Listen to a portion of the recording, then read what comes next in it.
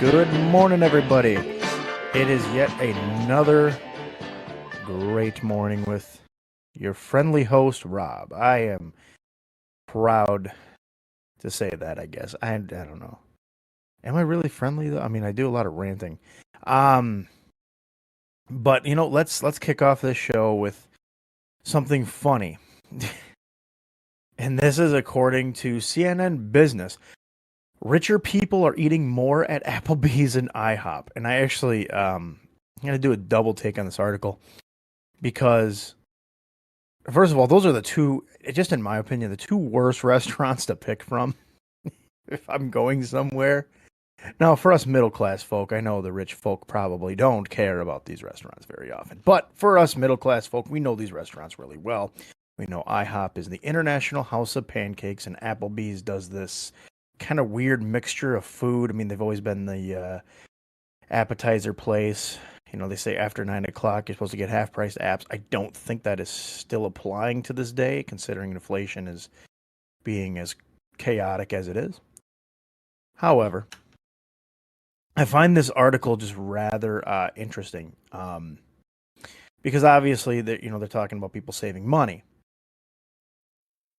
And now I'm not going to speak for rich people. I'm not rich, so I don't know how they live. I don't.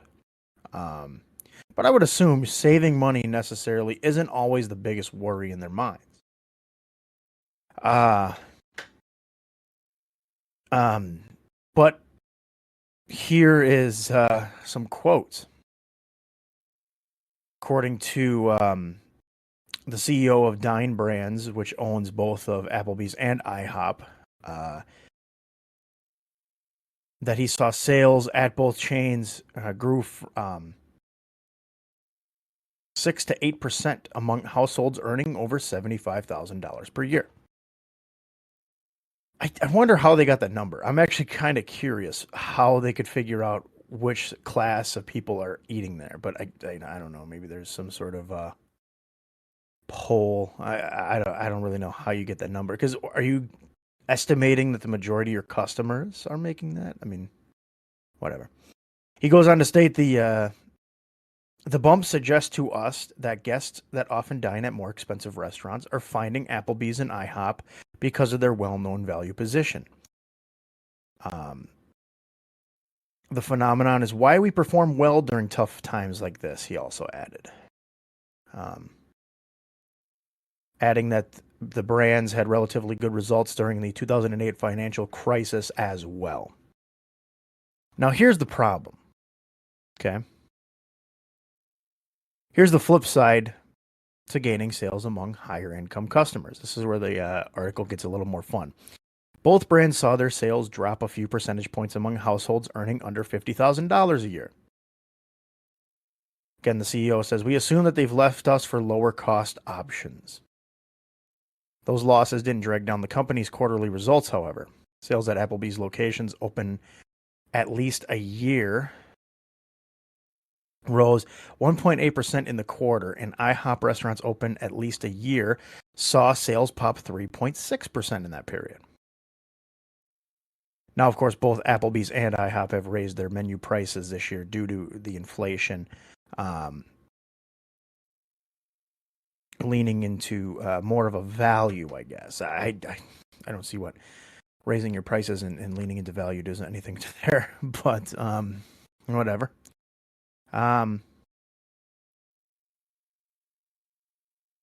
CEO goes on to say, both of our brands position themselves as value-oriented. That means delicious food and generous portions in a wonderful environment at an affordable and approachable price. Noting at times like these, when economics are tough for our guests, our brands have particular expertise in adding more value. Applebee's tries to avoid straight discounts. Instead, it offers deals on meal add-ons, like adding a dozen shrimp for $1 when you order a steak. Another tactic is giving out freebies. As part of a Top Gun promotion earlier this year, Applebee's customers who spent at least $25 at the restaurant got free movie tickets. And then at IHOP, customers can find discounted items at the brand's IHOppy Hour, which starts at 3 p.m. God, what a horrible name. Oh my God. Oh, who in the marketing department came up with that name? For love of God. Awful. IHOP hour. I get you're trying to play onto the restaurant's name, but your restaurant already sucks. Um, Now during this time, entrees, snacks, and sides are sold at lower prices than usual. Well, yeah, duh, that's happy hour. That's the whole meaning of happy hour, you dumb dunce. I want to know who wrote this article because it's almost like they're applauding the business for doing well with higher income individuals, but yet, oh yeah, why are middle class individuals not eating here? Oh well, of course they're going to look for cheaper options. Well, of course, if richer people are looking for cheaper options, what do you think the middle class are going to do? Keep spending at your garbage restaurants for the same pancakes that we're going to get and the same garbage shrimp scampi that we're going to get from your place, Applebee's? No, with all due respect, both restaurants openly suck. And I have viable reason to feel this way because I have been horribly serviced at these places. In fact, most recently, IHOP. I decided with a group of friends to try and eat at IHOP. Now, not, when I say group, I mean myself and two others. And we decided to go to IHOP for breakfast one day. Well, what do you know? It's decently busy. It's not terribly busy, but decent. You know what you expect on a weekend morning. Now, of course, this is not our first option for breakfast places when we're together. Usually, there's a wonderful place called the Original Pancake House. It's fantastic. I highly recommend it. I don't know how many locations they actually have, or if they're just local to Minnesota, but fantastic place. Great breakfast. Now, Perkins has been off my list because of also horrible service and the fact that they closed down a restaurant close to me. So really, my options are becoming limited for sitting down at a restaurant for breakfast. IHOP is open. Okay, we'll go try it out. We get there. We get a seat. Cool. No big deal. It took us, I want to say 10 minutes just to get coffee, which I find that rather impractical because that just doesn't make sense to me. Coffee is usually hot and ready. It's constantly being brewed. But whatever. Okay, it's busy. I turned to my wonderful friend of mine and I asked him to set a timer because this is what we do now. This friend of mine being the co-host of the Strange Exchange, Andrew. This is something we've just had bad luck at restaurants recently. It's just been awful.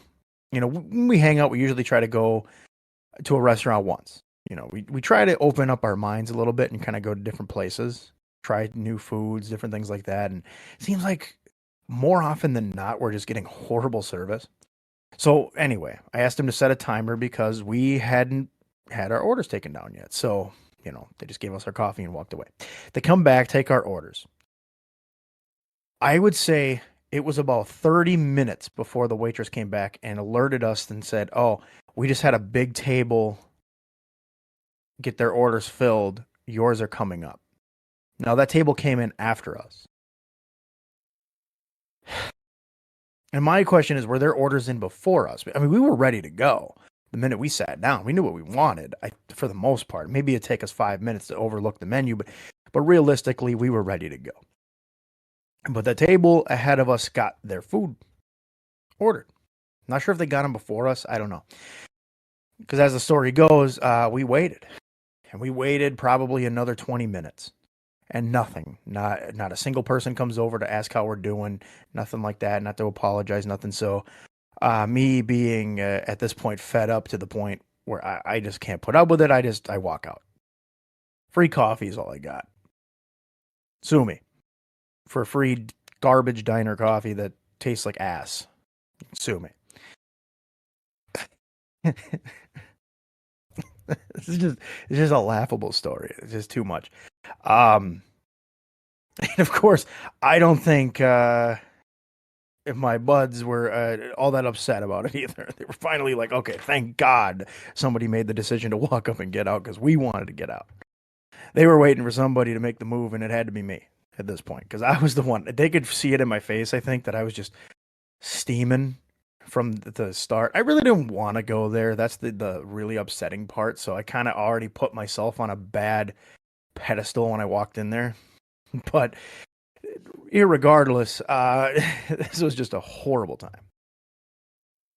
Now, what does this have to do with this article? Well, the simple truth is, I just don't see how these two businesses have excelled in their way. I think they are terrible. I have not had one real solid experience from either place. Now, I've only been to IHOP a handful of times, but the point being is, every time has been rough. The service is lackluster, and it may just be the one specific close to me, but I don't know. I feel like it's everything. And Applebee's, I've been to multiple different Applebee's. Willing to give them a shot every time in different locations. Not the same one commonly. I've always gone to different locations. I've never gone to the same one multiple times. Never. So, and each time it's just been worse and worse. The last time I went there, again, group of friends, we were under the assumption that they were open till 1 in the morning. We got there, I think, around 10 to 30-ish to order appetizers. Appetizers and a couple of beers. No big deal. Okay? Pretty simple order if you ask me. It's not entrees. It's throwing stuff in a fryer and putting it on a plate and saying, here you go. Bon appetit. Not a very difficult thing in my opinion. But it turns out they were actually closing early because their business was not doing so hot that night. They were not busy. We were actually the only ones in there. I think besides I think there was 2 people sitting at a bar, but we were the only ones in there for, like, I want to say up until we left, which I think was right around 11:30-ish, somewhere in between 11:30 and midnight.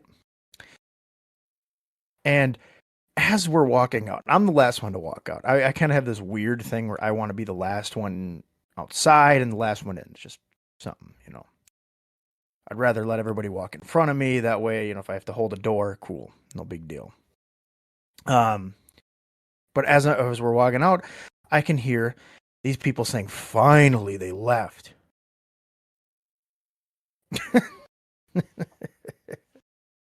This is what I was talking about in the last episode. When I ranted on customers just absolutely berating customer service individuals.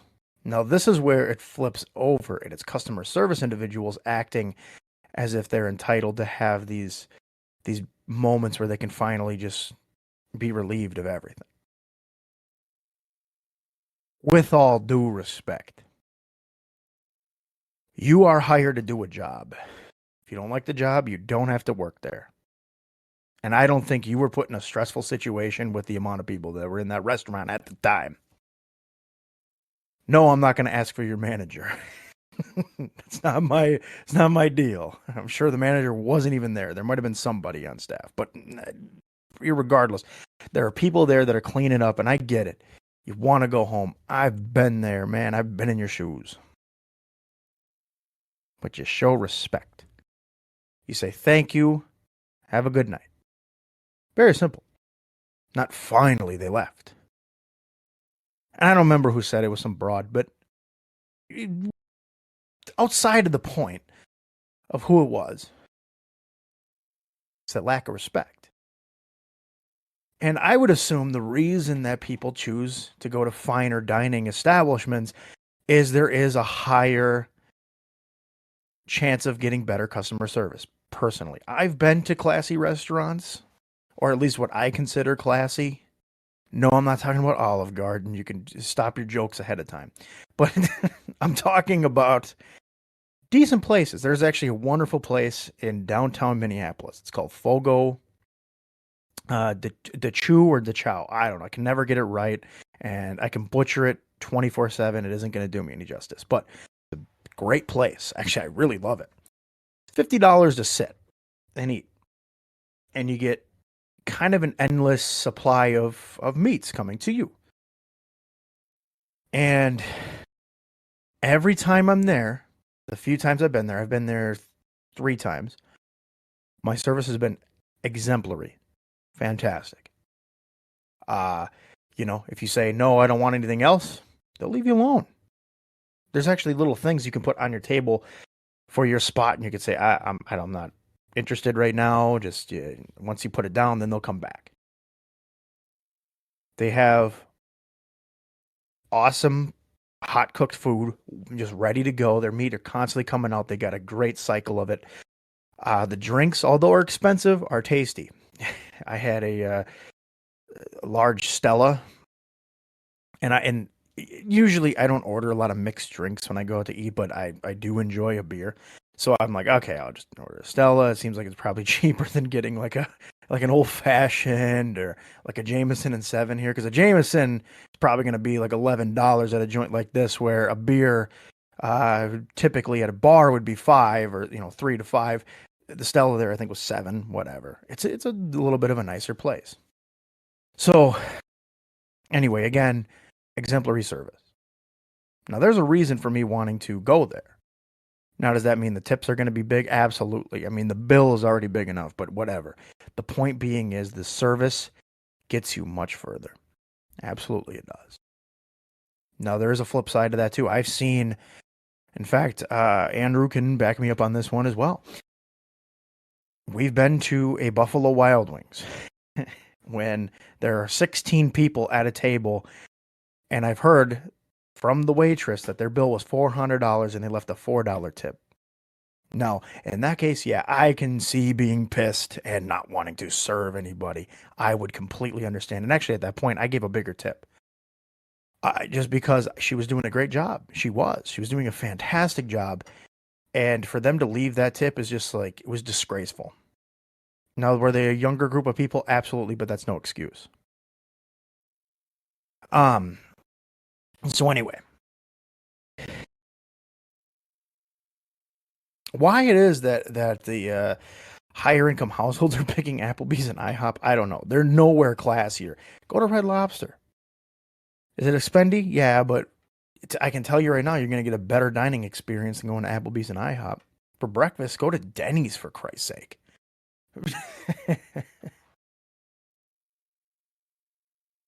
Oh, the ending of the story, too, with the IHOP situation. We ended up eating at Raising Cane's. Not even breakfast food. We just had enough. Like, I'll just go get chicken fingers. A very simple solution to a complex issue that could have been solved with simple problem solving.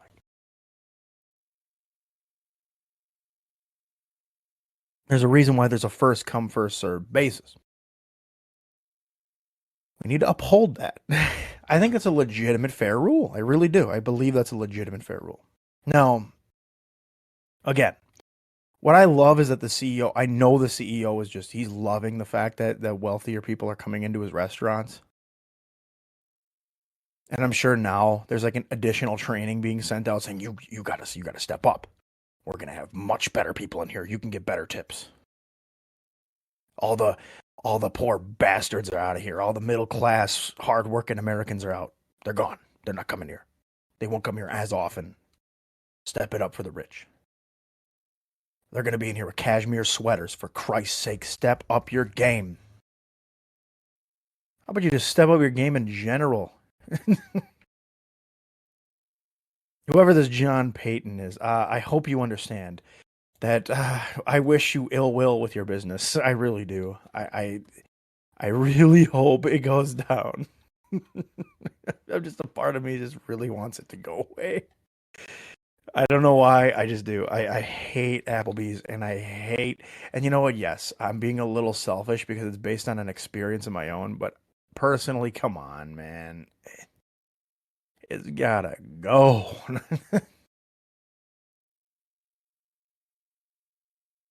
Does. It's gotta go. Um, so there's a fun article to start the day off. And you get a little story time. Isn't that fun? Isn't that worth the price of admission? Uh, Speaking of a lot of money being used, the NFL's Denver Broncos finally sold after an approval from NFL owners. The sale goes to the Walton Penner family, which is led by the Walmart heir apparent Rob Walton. The Broncos sold for $4.65 billion. This is a record sale for a North American sports team. I think this will probably be broken in the future. I don't know by who, but it will. I see more teams possibly going up for sale. But that is impressive. That is an impressive sale. And the thing with Denver is it's not even a major market in terms of like media. Like I don't think they're ever going to host a Super Bowl there in that stadium. It's number one. It's too cold in February in Colorado. And the altitude is can be unbearable from what I've been hearing from players, fans that come from the away side.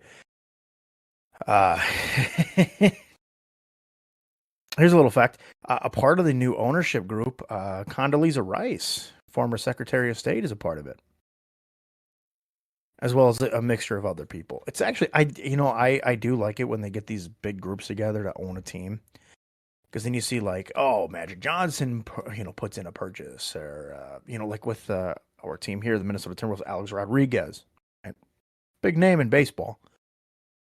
But for almost $5 billion, we're looking at.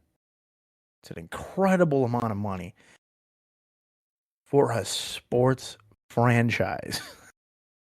Now, yes, the NFL, I think, has definitely created a lot of revenue for owners. Absolutely. This is a great investment for people.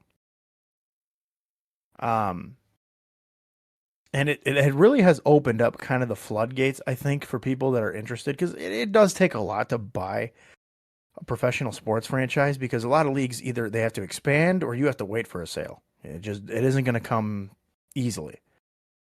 So to find these moments where you get like a team like this to sell for that price, it's incredible. The Mets recently sold. Again, the Timberwolves. I remember when the Clippers sold, it was a monument. There was a lot of talk about it. It was a big deal in its own way. Now, the crazy thing is, I know that the Waltons didn't put. They are the majority owners, but the big thing is all these other people that are just shoveling money into it, saying, "Here, we want this. We want this." Are they going to get a say in it? Is Condoleezza Rice going to get a say in her team? Hell no. She can go to the meetings. She may have a vote, but the vote might be worth nothing. So that's the downfall of being in a minority ownership, because you're not going to get a lot of say in it. I don't know how much you put in there. I guess I don't know if they can. I don't know if they have to detail that or if they even can. I'm assuming not a lot, but she is a part of it. Because I don't know how much she made in her lifetime. I don't know. It's kind of crazy. It's actually crazy to see her name pop up at all. It's been a while since we've heard of Condoleezza Rice. But the big thing with that is I'm sure this sale is going to be a huge thing, especially now that it's approved.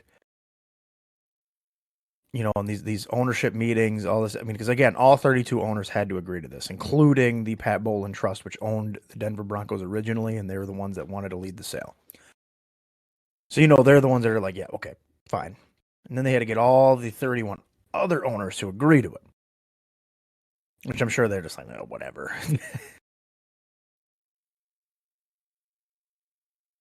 If I'm buying a team and you can't get owners on your side, hey, look at it. You can give them gift cards to Applebee's or IHOP. According to the CEO, they could eat there. They love it. All right, jack up the prices though. That drink you ordered, sir, originally $6. Now it's 600. Yeah, we're putting it on. We're really selling it now. On to a little bit of a tougher story.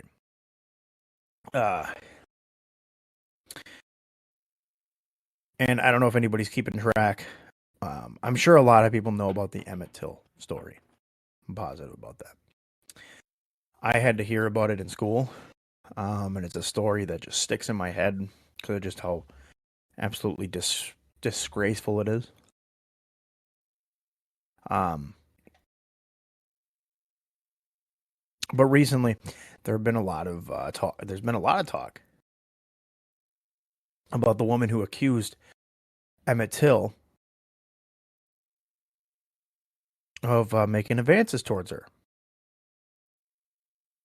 which ultimately led to his death. Um, and a grand jury in Mississippi has ultimately declined to indict this woman.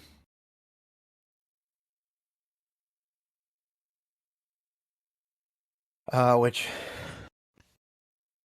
I don't know.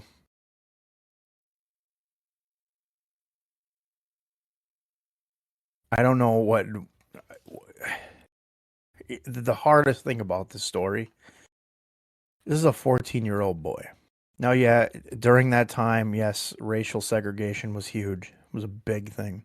There was a lot of inequality, especially in the South. That was known. This kid wasn't even from the South, though. That's the weird thing. It wasn't from there. He's from Chicago. Now, was it any better in Chicago? No. I mean, there was a lot of tough love there too, and a lot of inequalities. But the whole thing is he was just visiting relatives. That was it.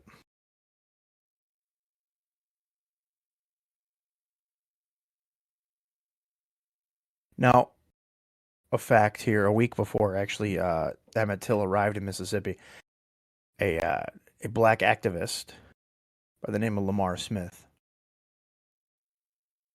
was shot and killed in front of a county courthouse for organizing politically. And of course, three white suspects were arrested, but they were soon released, as the story goes on. Then we get on to Emmett Till.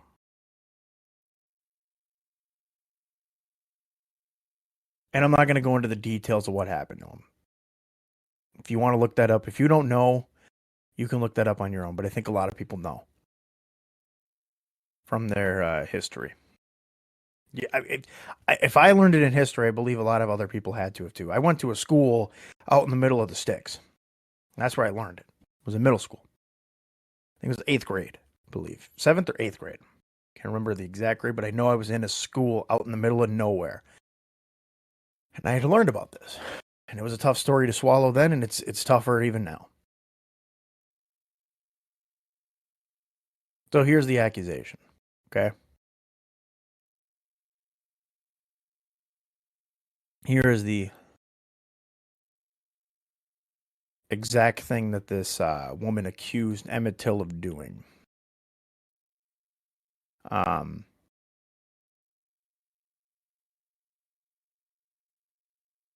she said, um,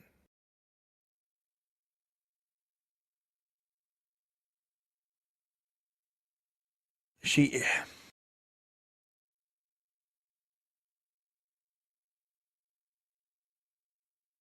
she said that he was kind of whistling at her, kind of not like cat calling, kind of in the same way, but she described it as a wolf whistling. Um,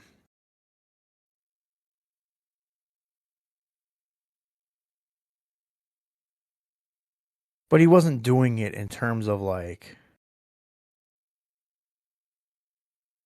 being mean or being sexual in any means. He was trying to get a laugh. That's what his cousin said. Simeon Wright said that yeah, Emmett did whistle at her, but it was more of like trying to get a joke, like a laugh out of us.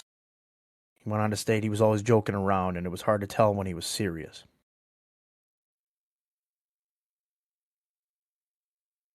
Um,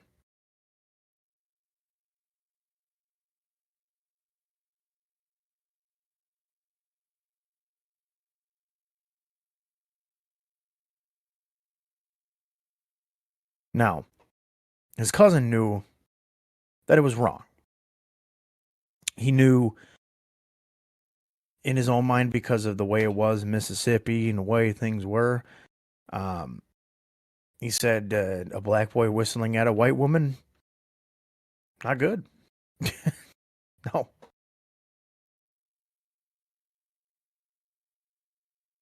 His cousin went on to state the Ku Klux Klan and Night Riders were part of our daily lives.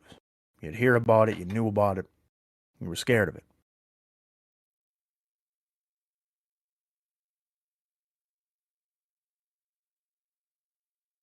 Now, she went on to add more and more to the accusation, despite the fact that Simeon Wright said they all ran out of the store after he did it.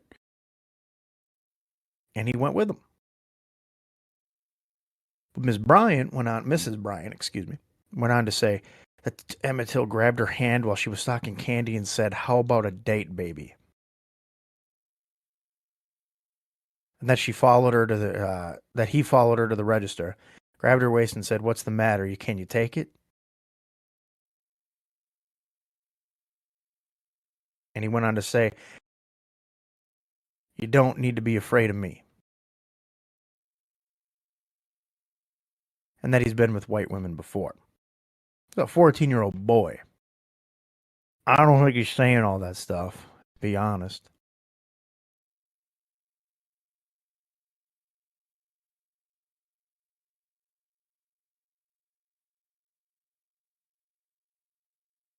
And then she went on, at least according to a historian, she ended up admitting this in an interview back in 2008,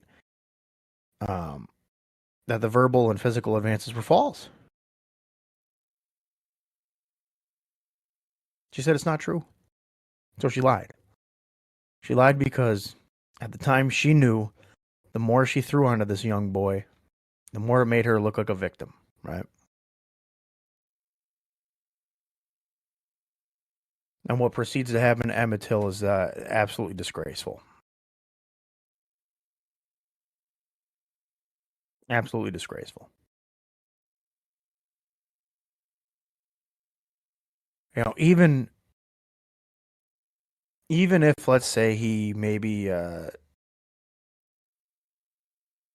don't know, because she said it was all fake. The whistling was the only part that they believe is true. And since when has whistling become a criminal offense? I guess back in the 50s, things were different. People were stupid. It's the way at least I make of it. And the big thing is for her to go out on a limb and say that she was wrong in this, that she made it all up. No, I understand. Once you find people not guilty of what they did, it's kind of, I mean, yes, you could take it to another court, which is ultimately what can happen, but she lied under oath. That is a crime. And you are choosing to just let it go.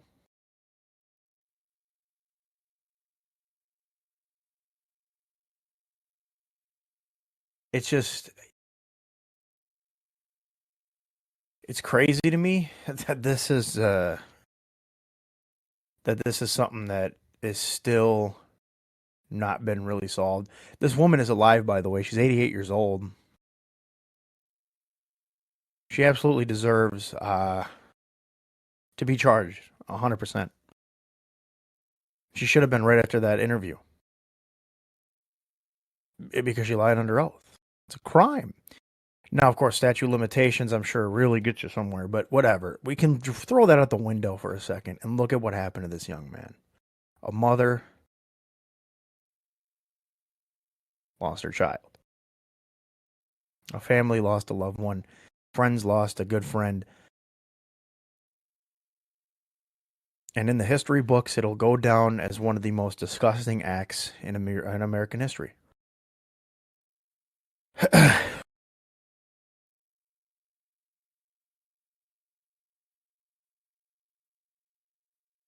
Now, the husband was angry. He was.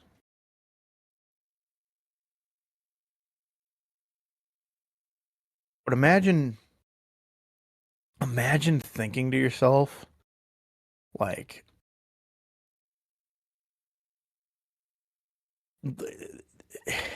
imagine thinking to yourself that it's okay to do this. Now he's dead. Roy Bryant is his name. He was one of the ones that committed the heinous crime.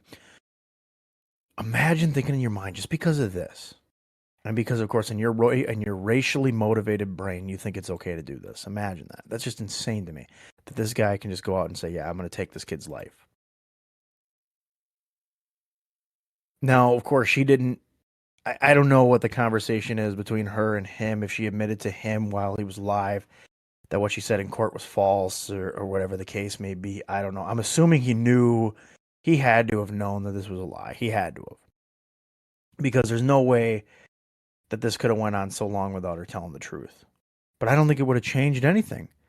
I think even if with a whistle, he still would have done what he did, because he's a sick bastard. And he's dead. And he's rightful to be dead. But he should have been in prison.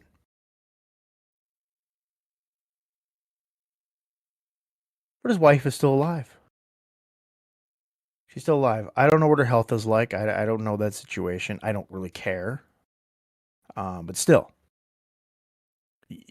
you have to look at the facts and think, why is it that we're not making this decision? If Mississippi can't do it, somebody else has to do it. A Supreme Court has to do it. That's just plain and simple. That way, at least there's some justice handed out. And even in the most minute amount, doesn't matter. At least something is finally justified. And we could say Emmett Till was murdered, but his murder did not go unsolved without the justice, without the proper justice. Can't do nothing to the murderers, they're dead. But we can do something to the one that ultimately perpetuated it. Because a 14-year-old boy isn't going to do this to a 21-year-old woman. I just don't see that. I don't. Especially when he knows from his cousins that it's not necessarily the safest location down in Mississippi. So shame on this grand jury in Mississippi for ultimately declining to do this. But she's 88. We can't do this. Well, yes, you can. Absolutely, you can.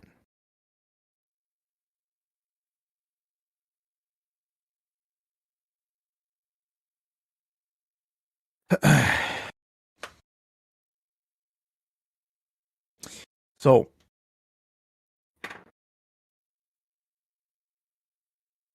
the beauty in this story, though, there is beauty in it. And that is that there was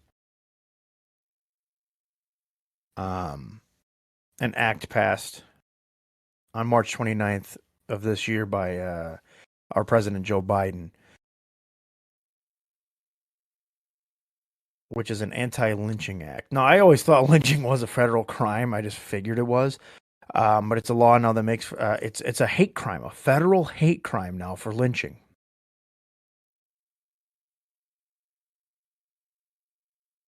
I don't know how common lynchings happen. I'm not knowledgeable to that, and I don't want to try to pretend like I know, because I don't. But if it is happening, it's a hate crime now, a federal hate crime, which means that's big time problems. As if already life in prison, possibly even death, wasn't already on the table. It's guaranteed. It's a hate crime. Now, what does that act have to do with it? I don't know. It doesn't really solve the pieces to the puzzle. It doesn't. Because he had an all-white jury. The killers had an all-white jury that put them not guilty back in 1955 in Mississippi, a racist Mississippi.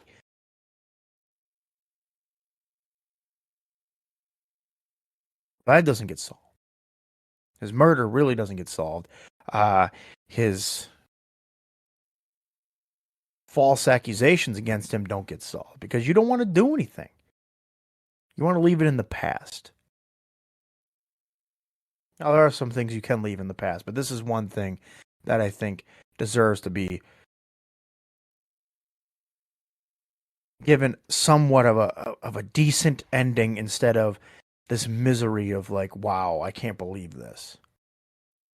We're always going to think that, but at least if you did something to this bastard of a woman,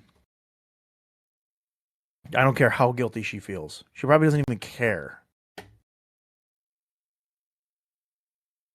She can pretend like she cares, but I know for a fact somebody like that who just back in that time and probably still has a lot of that racist mentality in her mind doesn't care because she's a piece of shit. It's plain and simple. And she's going to die someday. And she can take that with her to her death. That she had this innocent boy killed. And that luckily for her, the state of Mississippi is so awful. They won't even finish the damn job. And just do something. One little piece of justice is all we asked for. Because I think anybody that looks at this story can agree this was sick. And it was disgusting.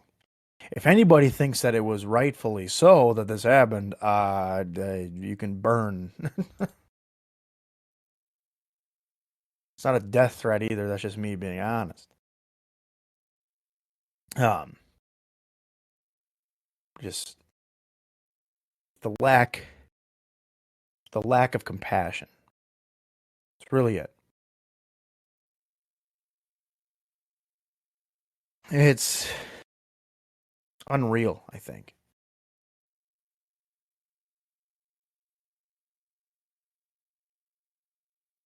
But now on a positive note.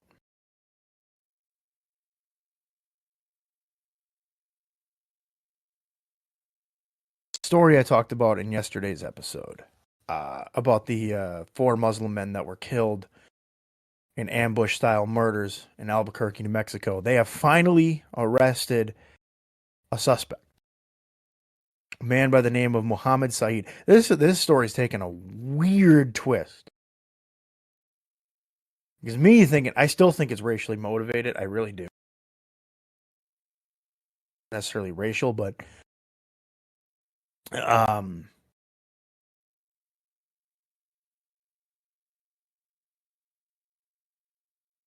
but here it is. They did find a guy.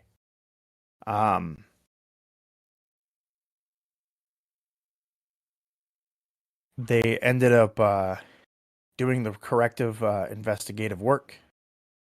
All the bullet casings from the murders were all connected. They found the gun used in the shootings in his home.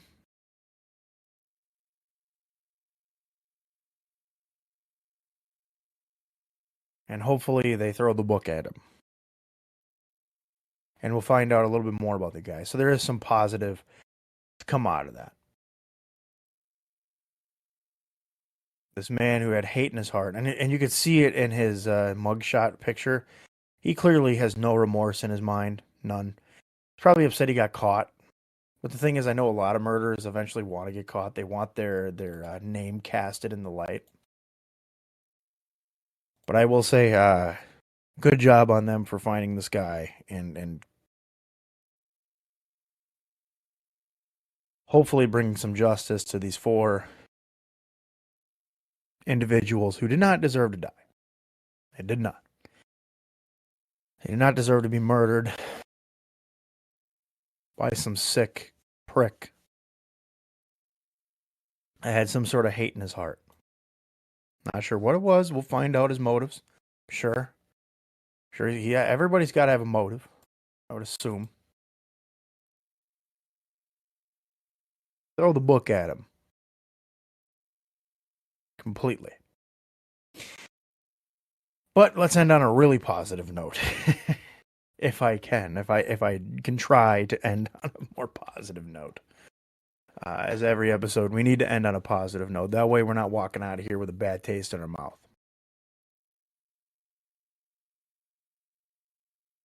And I want to talk about. I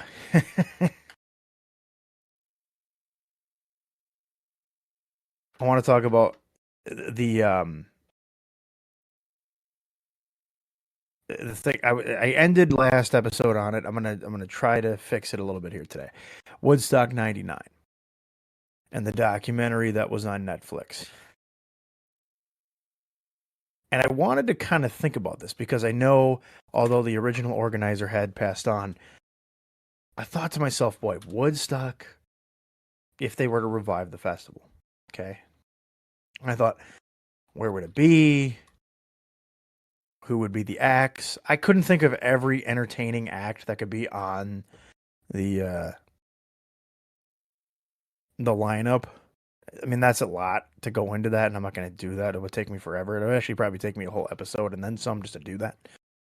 But I thought about it, and I looked at the lineup from '99. And I looked at it, I said, the only, really, there's maybe two bands that I would put on a current lineup. Red Hot Chili Peppers being one. I think that's only fair because they're still good. They're a hot band.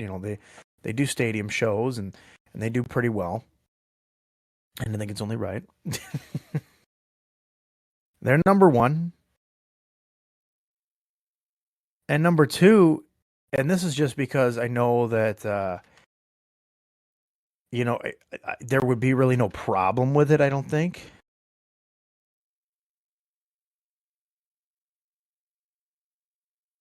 And that's the Roots.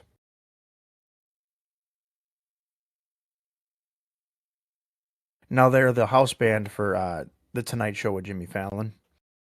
So I don't know if they still tour or whatnot, but that would be an okay band to have on a day. Like if you're gonna do like a show early, okay, cool. Questlove's a cool guy. I think Questlove's cool. But that would be it. Like it wouldn't be a big show. Like those are the two I would pull from '99 and pick. I'm not keeping Limp Bizkit because I don't think really anybody cares anymore. The Offspring kind of don't fit that mold anymore. That's just not them. Korn doesn't either. Although they've kind of lightened up a little bit. DMX unfortunately passed on. Counting Crows suck. Alanis Morissette and whatever. Metallica is on their own thing. I don't think they do a lot of festivals all that often. They might still do a few like overseas, but um, they're also they're a band that I could pull in, but it's like, well, let's make this festival what it should be, right? From Woodstock '69. So the Chili Peppers fit that bill. And I thought, okay, well let's consider who else we can put on the card. And I was thinking, okay, let's look at some previous ones. Let's look at Woodstock '69. What kind of music was at Woodstock '69? Well, if you look at like the bands that were there, and actually the really cool part is, you had like the Who, Jefferson Airplane, the Grateful Dead, CCR, Janis Joplin was there. I mean, I know she's not alive anymore, but she was there. Mountain, Santana, Jimi Hendrix. He's not alive, but still, you can see kind of the way the concert is, right? There's a lot of heavy rock. Really, Jimmy and the Who would be your heavy rock. That would be your heaviest rock bands.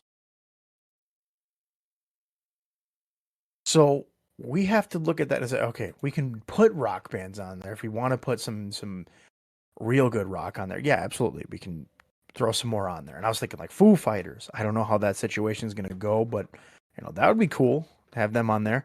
And then I thought, okay, well, let's put some more peaceful acquisitions, right? And of course, you got to put pop stars on there. It's just the way it is. And I was thinking more of like, okay, well, who's current in pop that's hot? I don't really listen to like the newer stuff, so I don't really know who's kind of the hotter artist out there. but I assumed like, Billie Eilish.